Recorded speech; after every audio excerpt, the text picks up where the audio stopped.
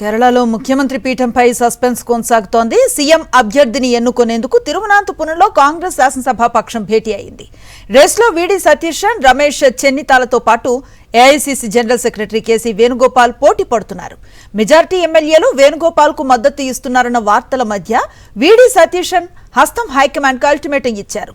ముఖ్యమంత్రిని చేయండి, లేదంటే ఎమ్మెల్యేగానే కొనసాగుతానని హెచ్చరించారు. యూడీఎఫ్ ప్రధాన భాగస్వామ్య పక్షం ఐయుఎంఐ కూడా సతీష్ కే మద్దతిస్తోంది. దీంతో కాంగ్రెస్ హైకమాండ్ నిర్ణయంపై ఉత్కంఠ నెలకొంది.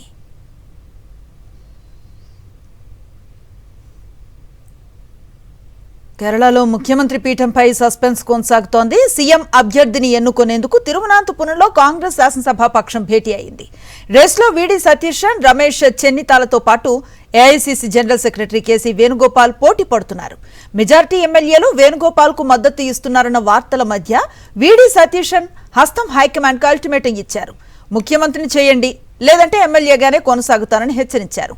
యూడీఎఫ్ ప్రధాన భాగస్వామ్య పక్షం ఐయుఎంఐ కూడా సతీష్ కే మద్దతిస్తోంది. దీంతో కాంగ్రెస్ హైకమాండ్ నిర్ణయంపై ఉత్కంఠ నెలకొంది.